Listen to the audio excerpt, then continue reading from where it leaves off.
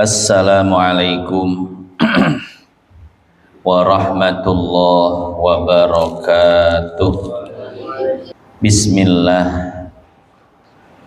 walhamdulillah, wassalatu wassalamu ala Rasulillah Muhammad bin Abdillah wa ala alihi wa sahbihi wa mawalah.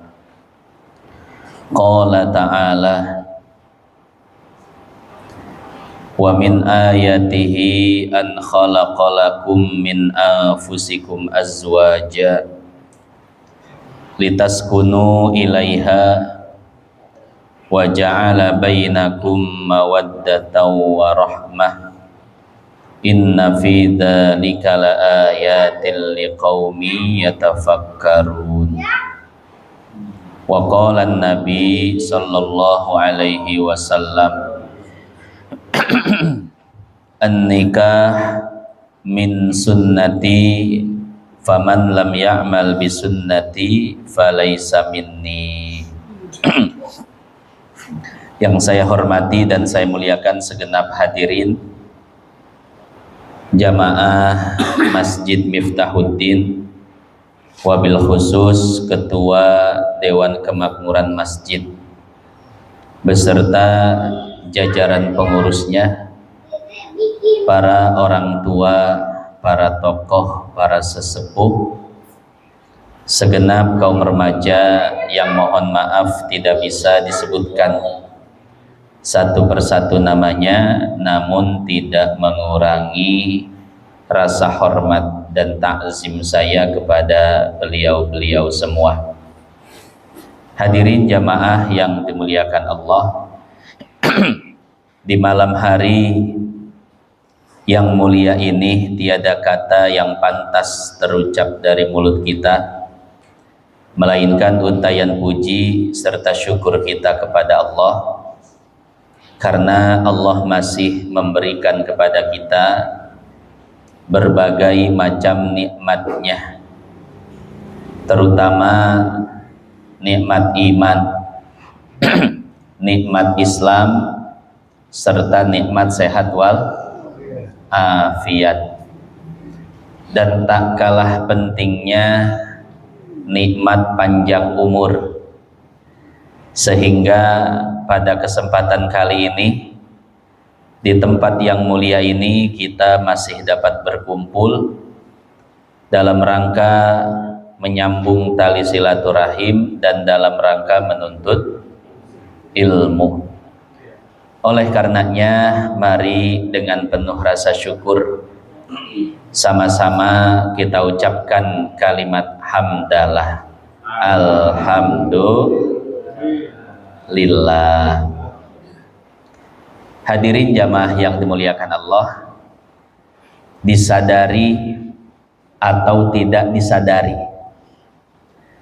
bahwa berkumpulnya kita di malam hari yang mulia ini pertanda bahwa Allah menginginkan kebaikan untuk kita, kebaikan di dunia dan kebaikan di akhirat.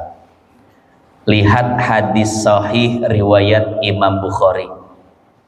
Kata Nabi, man yuridillahu bihi khairan yufaqihu fiddin. Barang siapa yang Allah kehendaki baik untuknya, maka Allah akan memberikan kepadanya pemahaman agama. Jadi bukan diberikan ilmu secara langsung, tiba-tiba faham hukum, enggak. Akan tetapi Allah mudahkan langkahnya untuk menuntut ilmu. Jadi orang yang Allah mudahkan langkahnya untuk hadir di majlis ilmu, itu tandanya Allah menginginkan kebaikan untuk orang tersebut, baik kebaikan duniawi atau kebaikan ukhrawi. Apa contohnya kebaikan duniawi? Saya satu ketika pernah didatangi oleh jamaah. Dia bilang, Pak Ustadz, sebelum Pak Ustadz ngajar di masjid ini, ada beberapa ustadz yang sudah mengajar, tapi saya tidak pernah hadir. Begitu ustadz yang ngajar, saya tiba-tiba pengen hadir. Kenapa? Karena yang ustadz bahas adalah masalah saya, yaitu masalah rumah tangga. Jadi sebelum ngaji fikih rumah tangga di sini, saya pernah membuka kajian fikih rumah tangga di masjid yang lain. Yang tadinya masjidnya sepi jadi rame. Biasanya orang dengerin kajian cuma di rumah-rumah. Begitu saya membahas fikih rumah tangga, masjid rame. Dan yang ditanyakan adalah masalah rumah tangga. Ya, masalah perceraian, masalah nafkah, masalah perjodohan, ya, masalah pengen dapat jodoh. Batu koto ini, sinyalnya terlalu kuat ini. Ya, akhirnya setelah mengikuti beberapa kali kajian, dia bilang, Pak Ustadz, terima kasih, masalah saya selesai.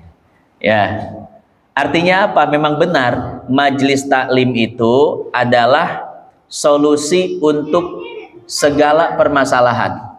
Punya masalah rumah tangga, ya solusinya hadir majelis taklim, karena di sana dibahas masalah rumah tangga.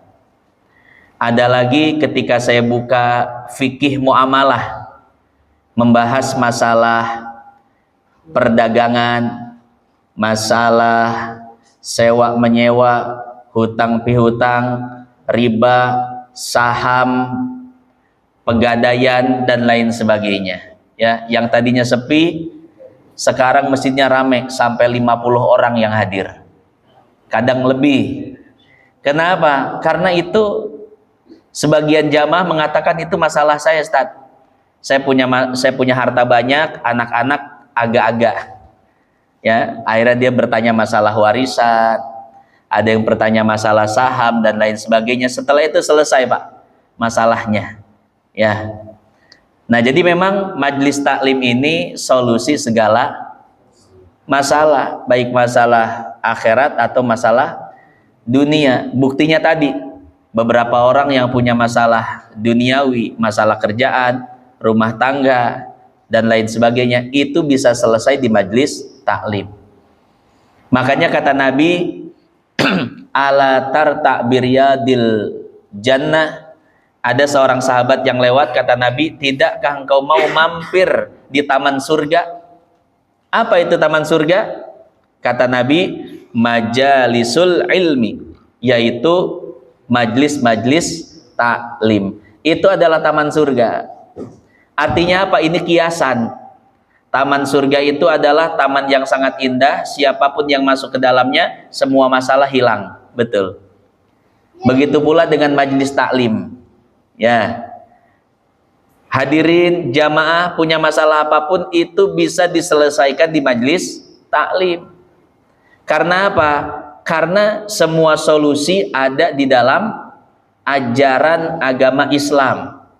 Ada di Al-Quran, ada di sunnah Nabi, atau ada di dalam kitab-kitab para ulama. Asal daek we nanya, nah, asal ulah era, insya Allah masalah selesai. Ya. Cuman kalau masalah ekonomi jangan sama saya, Ustadz, bagaimana biar saya kaya lah, nyao.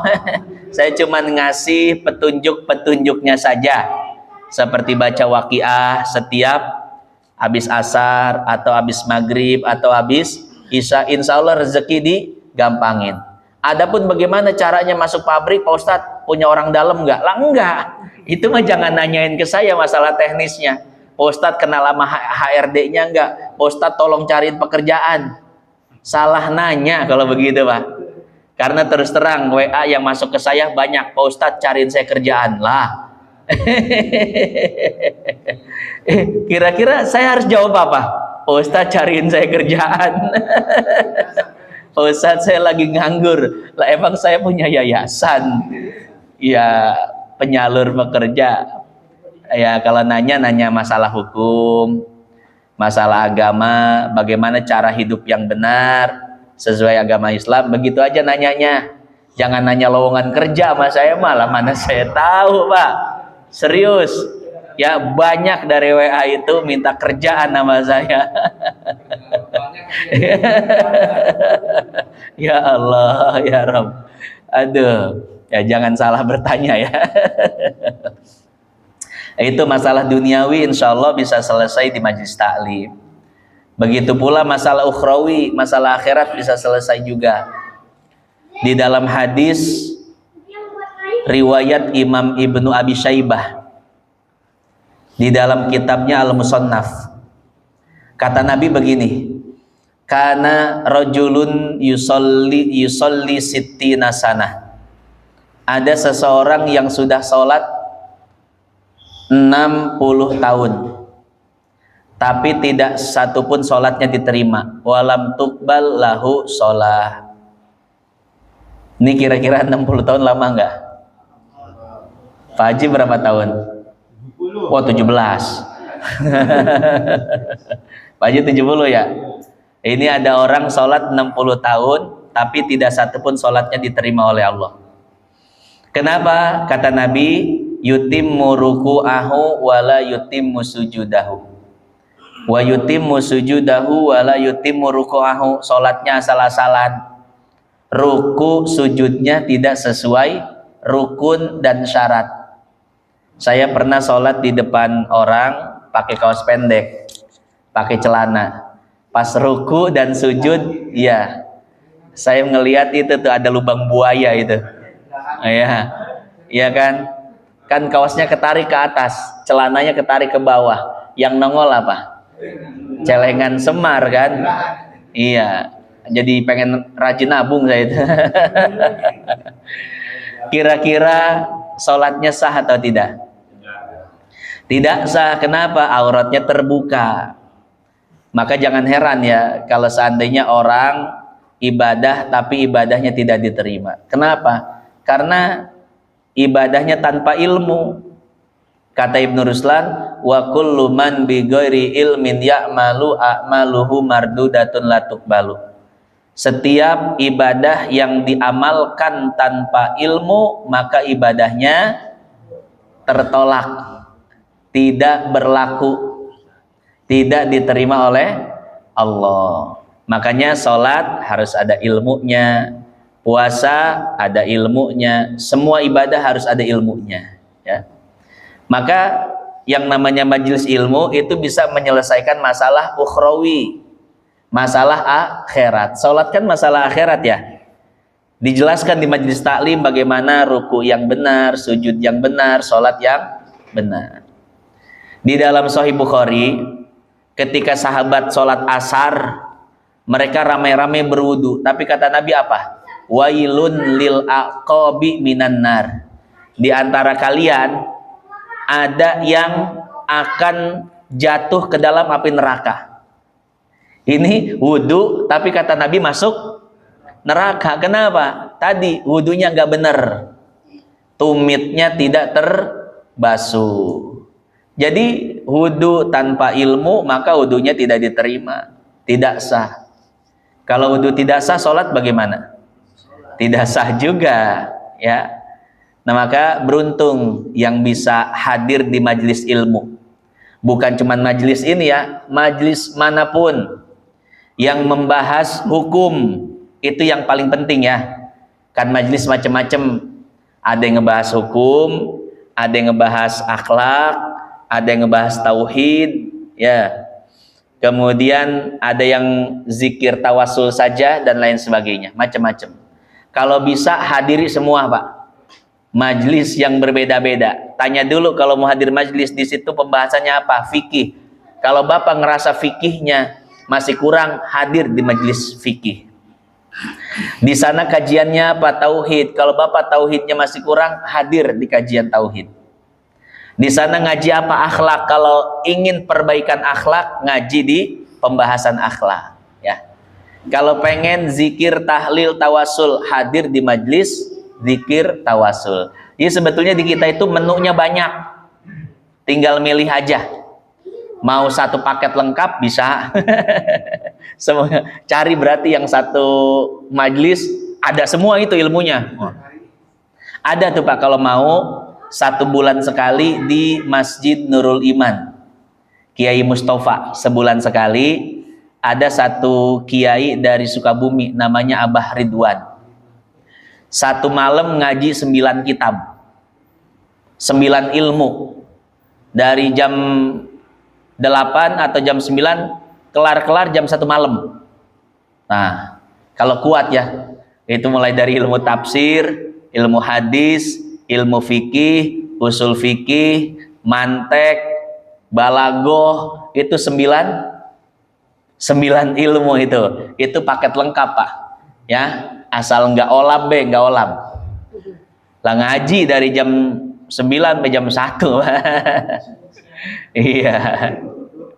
Habis itu jam 1 makan-makan, ya. Pulang jam 2, tidur jam 3, bangun subuh jam 7. Ya. Ya, jadi kalau pengen hadir ngaji yang sampai malam, pertahankan subuhnya juga ya. Jadi sekira-kira subuh kelewat jangan tidur dulu, ntar deh tidurnya habis subuh. Ya, kalau kira-kira kuat tidur jam 3, setengah 5 bangun, nggak apa-apa tidur ya. Nah, jadi seperti itu hadirin jamaah yang dimuliakan Allah ya. Nah, jadi kita kembali bahwa hadirnya kita di majelis ini merupakan pertanda baik. Allah menggerakkan langkah kita karena Allah ingin memberikan kebaikan. Oleh karenanya, mari sama-sama kita mengucapkan kalimat hamdalah. Alhamdulillah. Pembukaannya lila banget sih ya. Sholawat besertakan salam senantiasa kita limpahkan kepada junjungan semesta alam, baginda Nabi besar Muhammad sallallahu alaihi wasallam. Semoga tetap tercurah kepada para sahabatnya, para keluarganya, ahlul baitnya, dan mudah-mudahan sampai kepada kita selaku umatnya.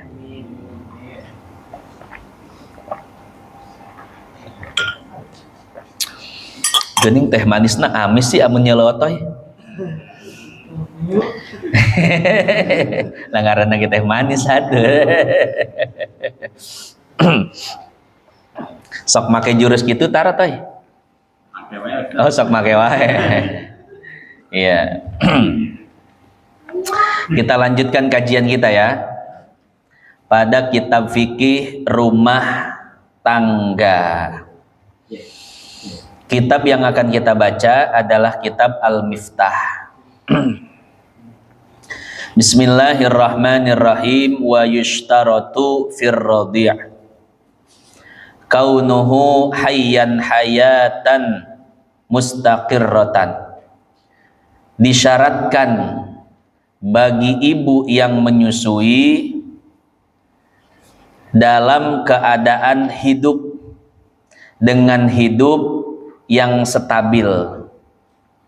Wa kaunuhu dunal haulaini, dan disyaratkan bayi yang disusui usianya 2 tahun atau kurang dari 2 tahun. Maksudnya maksimalnya 2 tahun, tidak boleh lebih dari 2 tahun. Wa an turdi'ahu khamsa radha'atin mutafarriqatin. Si ibu menyusui, dia menyusui bayi yang disusui sebanyak 5 kali susuan secara terpisah. Fala asara lima dunaha. Maka susuan yang tidak mencapai 5 kali tidak ada konsekuensi hukum apapun. Wala ma'asyakki fiha, juga ketika seseorang ragu bilangannya, sudah menyusui 4 kali atau sudah 5 kali, maka tidak ada konsekuensi hukum bagi orang yang ragu terhadap jumlah susuannya. Titik sampai situ. Hadirin jamaah yang dimuliakan Allah, kita masih membahas tentang hukum susuan. Yang dimaksud susuan di sini adalah seorang perempuan menyusui bayi yang tidak ada hubungan kerabat dengan perempuan tersebut. Bukan menyusui anaknya, bukan menyusui adiknya, bukan menyusui keponakannya. Kalau menyusui anak, menyusui adik, menyusui ponakan, ya, maka tanpa disusui pun hubungan keduanya adalah mahram. Nah, yang akan dibahas adalah si perempuan yang menyusui dan anak yang menyusui itu tidak punya hubungan mahram. Tapi karena sebab susuan ini, maka keduanya jadi mahram. Apa syaratnya? Sekarang kita akan membahas syarat yang ketiga. Syarat yang pertama dan yang kedua masih ingat gak kemarin apa? Yang pertama, yang menyusuinya adalah seorang manusia. Ya, artinya apa? Artinya kalau yang menyusuinya hewan, maka tidak ada konsekuensi hukum apapun. Ada kucing nyusuin bayi, apakah kucing itu jadi ibunya si bayi? Jadi mahramnya? Enggak. Ya. Jadi syarat pertama adalah yang menyusuinya adalah seorang manusia, bukan seekor binatang. Yang kedua, manusianya adalah seorang perempuan, bukan laki-laki. Misalkan, mungkin ini contoh yang mustahil ya, tapi bisa jadi ada. Ada seorang laki-laki yang dadanya itu bisa mengeluarkan susu. Waduh, ya, yang kanan susu putih, yang kiri susu coklat. Wah, mantep. Ada menunya begitu ya. Ya, misalkan ada laki-laki yang aneh lah, dadanya besar dan bisa mengeluarkan susu. Kemudian dia menyusui seorang anak. Maka dari susuan ini tidak ada konsekuensi hukum apapun. Artinya si laki-laki itu tidak jadi mahram si anak. Kenapa? Karena tadi syarat kedua, yang menyusui harus seorang perempuan. Ya. Kemudian, enggak, syaratnya yang sudah dibahas lumayan banyak juga. Yang ketiga, si perempuan yang menyusui sudah mencapai usia 9 tahun. Artinya apa? Kalau si perempuan ini belum mencapai usia 9 tahun, misalkan 8 tahun tapi susunya sudah besar dan sudah mengeluarkan ASI, lalu dia menyusui seorang bayi, maka tidak ada konsekuensi hukum apapun. Artinya antara si ibu yang berusia 8 tahun ini dengan si bayi yang disusui itu tidak jadi mahram. Karena tadi syaratnya, si perempuan yang menyusui sudah mencapai 9 tahun. 9 tahun Hijriyah ya, bukan Masehi. Kalau 9 tahun Hijriyah berarti lebih cepat daripada 9 tahun Masehi. Karena setiap 30 tahun Hijriyah, setiap 30 tahun Hijriyah, betul ya, itu adalah 1 tahun Masehi. Begitu ya, karena Hijriyah itu lebih cepat. Itu syarat keempat. Syarat yang kelima, air susunya dikeluarkan dari si perempuan ketika si perempuan itu masih hidup. Artinya apa? Artinya perempuan yang sudah meninggal dunia, kemudian susunya dipompa untuk diberikan kepada si bayi, sehingga si bayi tersebut pun meminum air susu itu. Maka antara si perempuan yang meninggal dan si bayi tidak ada konsekuensi hukum apapun. Artinya keduanya tidak jadi Kenapa? Karena tadi susu itu dikeluarkannya setelah si perempuan meninggal. Ya. Sementara syaratnya susu itu dikeluarkan ketika si perempuan masih hidup. Itu 5 syarat yang sudah kita bahas pada kesempatan sebelumnya. Sekarang syarat berikutnya. Syarat keberapa? Yang keenam.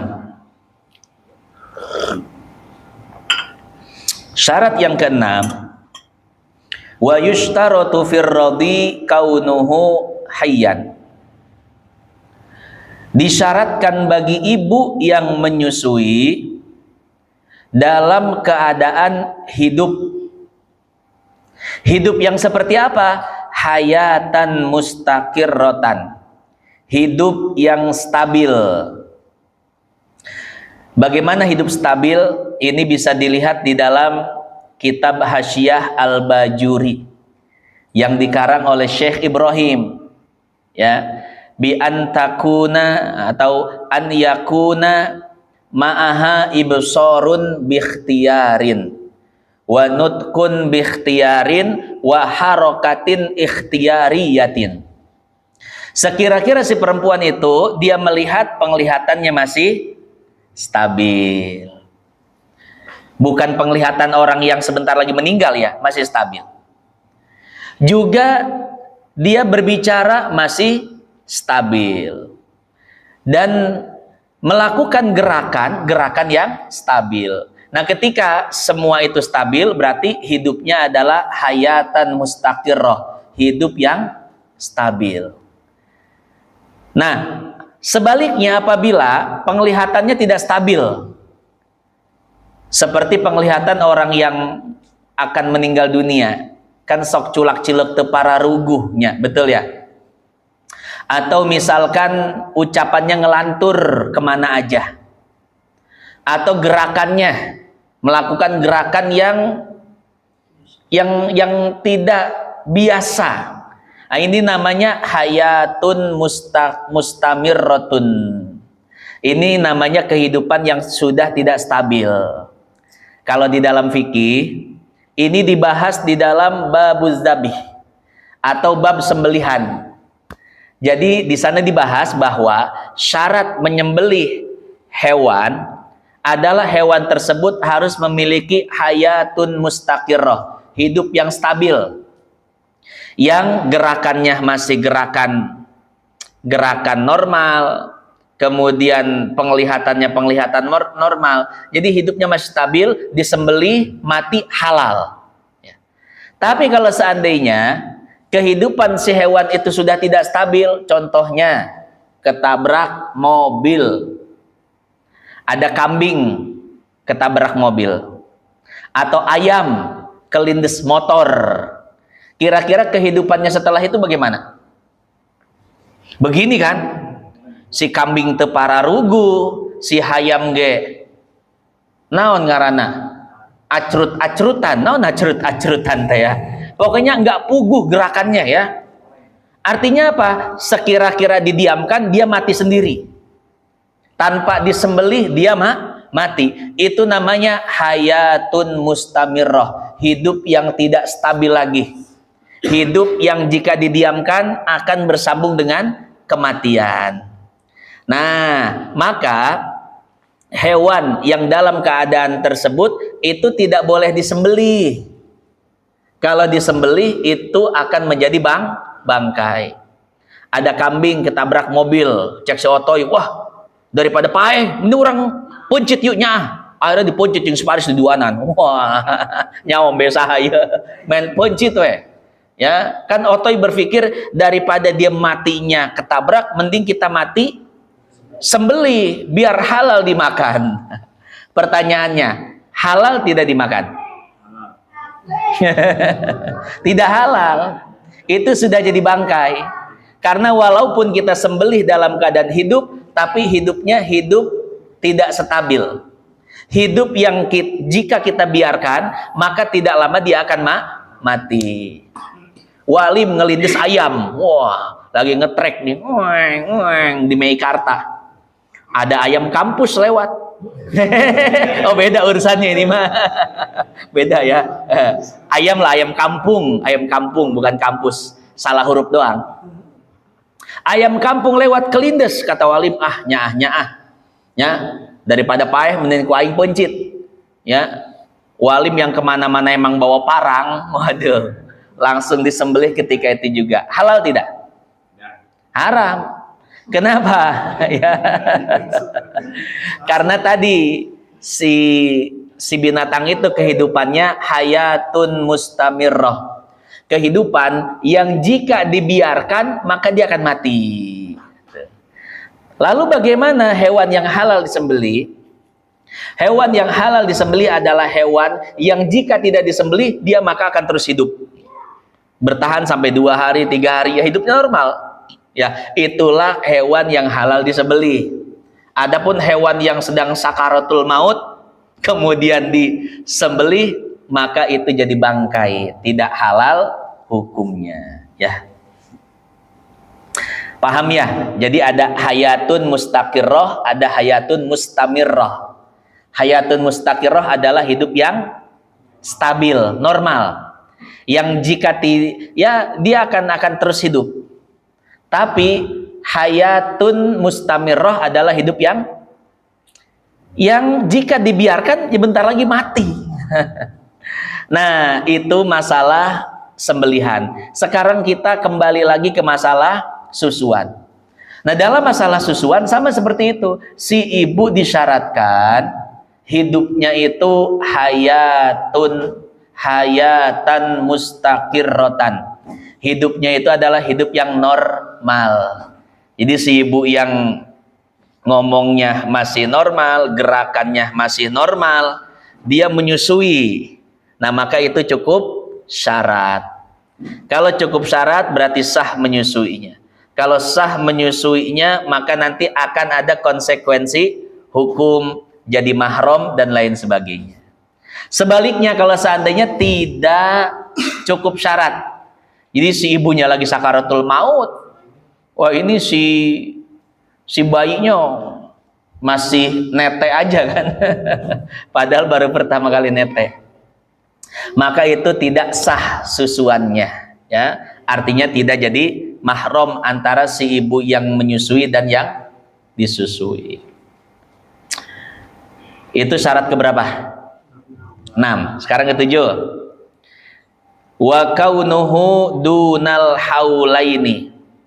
Bayi yang dilahirkan batas maksimal usia bayi yang dilahirkan. Enggak, bayi yang disusui. Nah, batas maksimal usianya adalah 2 tahun. Sampai di sini kayaknya sudah bisa menjawab pertanyaan Haji Adi ya. Kemarin Haji Adi pertanyaannya gimana? Bagaimana hukum suami yang menyusu kepada istrinya? Apakah suami jadi anaknya? Suami susuan. Ya. Tapi Pak Haji bukan sih yang nanya itu? Saya lupa. Iya ya. Pak Haji Gilan juga kepikiran sih dia, tapi nggak berani nanya. Ya. Ya jadi seperti itu. Ya, ini kan fenomena yang biasa sebetulnya. Cuman jamaah malu aja nanyanya, begitu ya. Saya buka dah itu ya kasusnya. Suami yang nyusu kepada istrinya. Ya. Bagaimana hukumnya? Apakah masuk pembahasan ini? Enggak.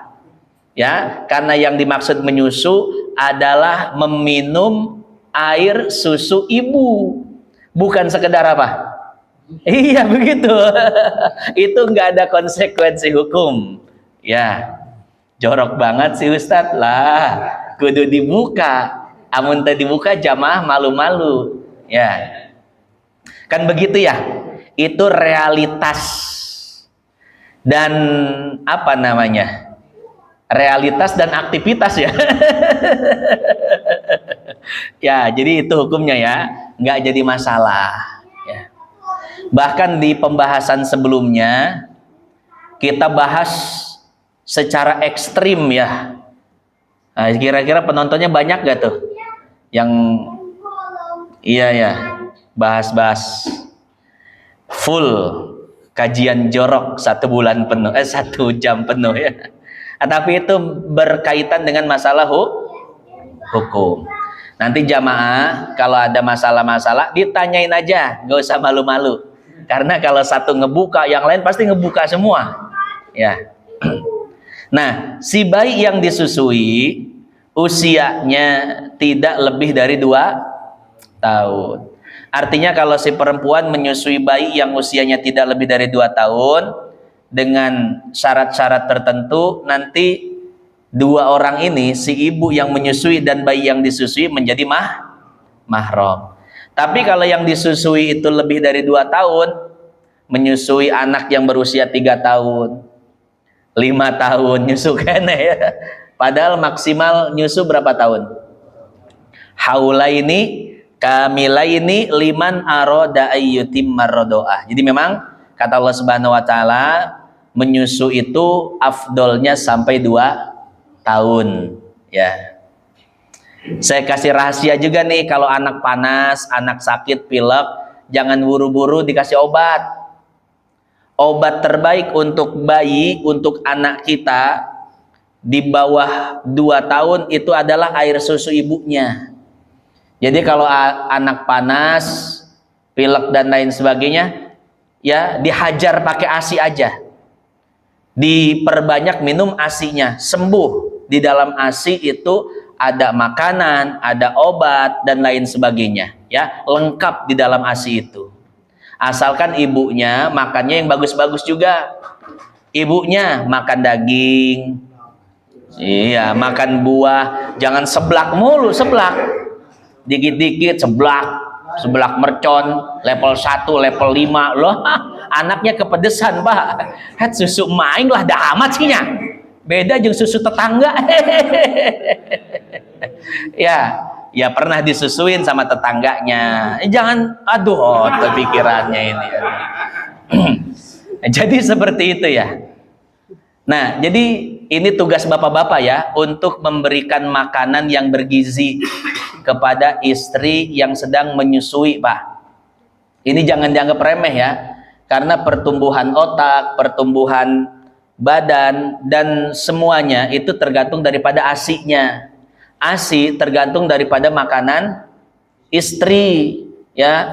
Makanya Pak, kalau pengen ASI-nya itu berkualitas, perhatikan gizi istri, perhatikan makanannya ya. Ya, 2 kali, setiap hari atau 2 hari sekali kasihlah rendang ya, enggak. Jangan lupa sayuran-sayurannya, buah-buahannya. Tapi yang bagus itu kasih daging, banyakin, tiap hari dah suruh makan daging istri, biar ASI-nya itu kental dan bagus. Nanti bagus untuk perkembangan anak ya. Saya dapat pelajaran kemarin ketika anak saya lahir prematur, kemudian masuk ruang perinatologi, harus masuk inkubator, hidung diberikan alat nafas bantu, mulut dimasukkan selang, kemudian kaki tangan diimpus ya. Hadirin yang dimuliakan Allah tahu biayanya berapa? Itu selama 8 hari. 8 hari untuk membesarkan anak di dalam inkubator. Biayanya itu 50 juta. Ngegedein anak dari berat badan 1,9 itu targetnya 2 kilo lebih, Pak. Seminggu yang penting lebih dari 2 kilo. Itu seminggu di ruang perinatologi, masuk inkubator 50 juta. Ya, saya berpikir kalau membesarkan anak di perut ibunya dikasih seblak aja jadi, Pak. Betul nggak? Karena apa? Karena rahim ini memang inkubator tercanggih di dunia. Allah sudah mendesain suhunya pas, makanannya apa yang dimakan oleh si ibu jadi vitamin dan makanan si anak. Ada kabel-kabel khusus yang disambungkan secara alami lewat perut, ya, menyambung ini itu dan lain sebagainya. Canggih luar biasa rahim istri kita itu, Pak. Sehingga untuk membesarkan anak di dalam rahim istri kita nggak perlu repot-repot, nggak perlu biaya-biaya mahal. Tadi saya bilang seblak aja cukup buat ngegedein bocah. Kalau kurang gede makan es krim cepat gede, betul nggak?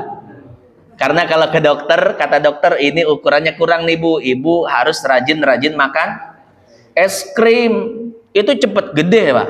Kenapa? Ada kandungan susunya kan ya. Cepet gede tuh anak di dalam rahim ibunya. Tapi untuk membesarkan anak di inkubator, Masya Allah, seminggu 50. Ya Allah. Kumaha kaum UMR, apa kabarnya? Ayo coba seminggu 50 juta. Ya, mana tuh pakai BPJS deh puyeng, Pak. Ya, jadi seperti itu. Itu belum ketika dia lepas dari rumah sakit harus kontrol. Kontrol jantung, kontrol mata, paru-paru. Saya masih bolak-balik tuh. 2 kali lagi saya kontrol anak saya. Kontrol mata hari Sabtu nanti di Jakarta di EJEC. Dokternya khusus, alatnya khusus. Enggak semua dokter bisa pakai alat itu. Satu lagi nanti kalau udah 6 bulan itu cek jantung. Mahal loh, Pak. Ya, makanya sayangi istri, itu maksud saya. Sayangi istri kudunya ka pamajikan. Jadi kalau pamajikan kita, aduh itu pantas banget pamajikan kita. Jadi kalau istri kita sedang hamil, benar-benar harus dimanja. Ya, jangan sampai capek, jangan sampai stres. Kasih makan makanan yang bergizi, yang bagus. Bukan cuma rasa cinta pada istri, tapi juga rasa sayang kepada anak kita. Ya, selama dia di perut manjain istri. Kalau udah keluar mah beda lagi urusannya.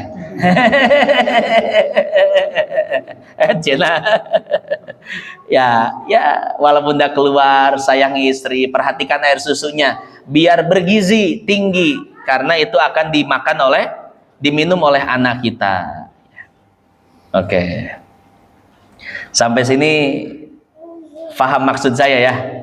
Sayangi istri. Cek si walim etat can boga. Ya, ilmunya dulu, ya enggak? Jadi ketika nanti berumah tangga udah tahu bagaimana jadi suami syariah. Iya, yang konvensional kan banyak masalah. Ini yang syariah nih, bisa menyayangi istri, dan mudah-mudahan dapat istri yang syariah juga ya. Yang bisa menghargai suami. Jadi suami nyaah ke pamajikan, pamajikan hormat ke suami. Itu mantep banget tuh rumah tangga begitu ya. Kita lanjut. Wa anturdi'ahu khamsa radha'at mutafarriqat. Jumlah susuannya adalah 5 kali susuan. Yang dimaksud 5 kali susuan itu bukan 5 kali sedot ya, bukan. Tapi 5 kali susuan itu sekali nempel mulut si bayi di puting si ibu yang menyusui. Selama bayinya nempel, selama mulutnya nempel di puting perempuan yang menyusui, selama itu pula terhitung sebagai 1 susuan. Mau dia nyedotnya 10 kali, 20 kali, 50 kali, selama mulutnya tidak lepas dari puting si perempuan yang menyusui, selama itu pula dihitung sebagai 1 susuan. Pak Ustadz, bagaimana kalau dilepas tapi sebentar? Ya. Nah, kalau dilepas tapi sebentar nanti ada pembahasannya. Kadang si bayi kan pengen pindah susu tuh, dari susu ke kiri ke kanan, atau kadang si bayi main dulu, ya, entar kembali lagi nyusu. Atau kadang si ibunya yang ada urusan dulu, ngunci pintu, bayinya ditaruh, kemudian bayi nyusu lagi dihitung 1 susuan atau udah beda susuan. Nah, di sini dibahas. Mutafarriqatin fala athara lima dunaha wala ma'asyakki fiha. Maka tidak ada konsekuensi hukum apapun jikalau si perempuan menyusuinya di bawah 5 kali. Cuman 3 kali nyusuinnya, 4 kali, maka tidak ada konsekuensi hukum, artinya si ibu dan si anaknya tidak jadi mahram. Wala ma'asyakki fiha, begitu pun kalau ragu. Si ibu ragu, saya udah nyusuin 4 apa 5 ya? Maka hukumnya tidak menjadi mahram karena ragu tersebut. Jadi selama ragu, maka selama itu pula belum ada konsekuensi hukum. Wa dhabtuhunna bil urfi. ukurannya adalah dengan kebiasaan. Wa in lam yakun syab'un, sekalipun si anaknya belum kenyang. Artinya si anak baru nyusu 3 kali sedotan, akhirnya dia pergi lagi tuh. Misalkan anak setahun kan udah bisa jalan ya, nyedot 3 kali, dia pergi main lagi. Ya, maka itu disebut satu susuan, karena sekali nempel bibir di putingnya, walaupun si anak tersebut belum kenyang. Tuh. Itu dihitung satu susuan. Nanti dia kembali lagi ya setelah beberapa saat, maka hitungannya itu adalah hitungan yang kedua. Falau qata'a i'radun anis saddi, jika seandainya si bayi dia melepaskan susunya, au qata'athu alaihil murdi'ah, atau yang melepaskan adalah si ibu yang menyusuinya, li syuglin tawilin, karena ada pekerjaan yang memakan waktu cukup lama, summa ada, kemudian kembali menyusu, ta'adda darrodo, maka susu yang kedua dianggap sebagai susu berikutnya. Jadi kalau susuan pertama dan susuan kedua jaraknya lama ya, dan lama itu tidak bisa dipastikan berapa menitnya, tapi dilihat secara kebiasaan. Ini secara perkiraan dan kebiasaan, jarak segitu lama atau enggak. Kalau seandainya dianggap lama antara susuan pertama dan susuan kedua, maka susuan yang kedua dianggap susuan kedua. Susuan berikutnya dianggap susuan kedua, ya. Wa in qata'ahu lilahwin. Dan kalau seandainya si anak melepas susunya karena ingin main, au litanafusin, atau sekedar untuk bernafas, wa'ada fauron, tapi si anak itu kembali menyusu dalam jangka waktu yang pendek, au tahawwala min saddiha ila saddihal akhar, atau si anak berpindah dari susu yang satu ke susu yang lain, fala ta'adduda, maka tidak dianggap susuan berikutnya. Jadi masih dianggap satu susuan ya. Si anak cuman main sebentar, nyusu lagi. Anak cuman ngambil napas doang, dilepasin susunya, nyusu lagi. Anak cuman pindah dari satu susu ke susu yang lain, semua itu dianggap satu susuan. Intahawwala fil hal wa illa ta'addada, jika si anak kembali menyusu dalam keadaan dalam waktu yang cepat, tidak dipisah dengan waktu yang lama. Wa illa ta'addada, kalau seandainya jangka waktunya lama, maka dianggap 2 susuan. Wa kadza la ta'adduda in qata'athu li syuglin khafif tsumma ada. Begitu pula tidak dianggap susuan yang lain ketika si perempuan melepaskan susunya dan dia melakukan perbuatan yang pekerjaan yang lain dalam waktu yang tidak lama. Misalkan lagi nyusuin, dilepasin dulu anaknya karena pengen matiin kompor gas, atau karena pengen nutup pintu dengan jarak yang tidak lama, kemudian dia menyusui lagi, maka itu dianggap satu susuan, karena tadi jarak susuan pertama dan susuan kedua tidak lama. Wa yushtaratu aidan wusulul laban fi kulli wahidatin minal khamsir radha'at ila jawfihi ay al ma'iddah awid dimag. Dan disyaratkan pula air susunya itu benar-benar sampai ke dalam perutnya. Jadi kalau baru sampai ke tenggorokan dimuntahin lagi, tenggorokan muntahin lagi, itu belum jadi satu susuan. Jadi dianggap satu susuan kalau air susunya itu benar-benar sudah tertelan dan sampai ke perutnya. Yang dimaksud perut adalah lambung. Wa in taqayya'ahu fil hal, sekalipun dimuntahkan saat itu juga. Ya, dia menyusu sudah sampai lambungnya udah banyak, di situ muntah lagi. Susuan kedua nyampe lambungnya dimuntahin lagi. Itu sudah dianggap susuan. Ya, jadi yang penting sudah sampai ke perut, mau dimuntahkan lagi, tidak dimuntahkan lagi, maka sudah masuk hitungan. Wa yakunu wusuluhu ilal jawfi biwasitatin munfatihin. Dan air susu sampai ke perutnya itu melewati saluran terbuka dari tubuh ini. Ya, kita bahas singkat saja, mulut. Jadi kalau air susu masuknya lewat mulut sampai ke perut, maka dianggap satu susuan. Atau lewat hidung. Ya, ini bayi-bayi udah sirkus ya. Ya, nyusunya gaya banget lewat hidung. Misalkan ini mah lewat hidung, ya misalkan karena sebab mulutnya tidak ada salurannya, maka harus ASI-nya itu didorong lewat hidung. Ya, didorong harus lewat hidung. Tuh. Maka itu pun dianggap susuan. Yang penting dari saluran tubuh yang terbuka. Mulut terbuka. Artinya apa? Menghubungkan bagian luar ke bagian dalam tubuh. Hidung terbuka, menghubungkan bagian luar ke dalam bagian tubuh. Ya, adapun telinga dan mata itu bukan saluran terbuka. Ini jalan buntu semua. Mata, mohon maaf kalau diambil matanya, ini jalan buntu, Pak, nggak ada saluran ke dalam. Telinga juga itu jalan buntu, tidak ada saluran ke dalam secara ilmu kedokteran.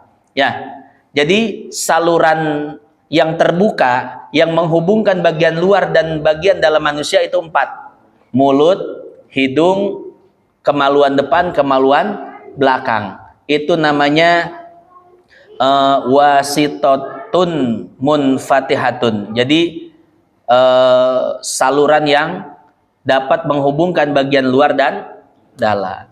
Nah, dalam konteks menyusui, lubang yang bisa dijadikan saluran cuma 2, mulut dan nggak mungkin dari bawah, ya.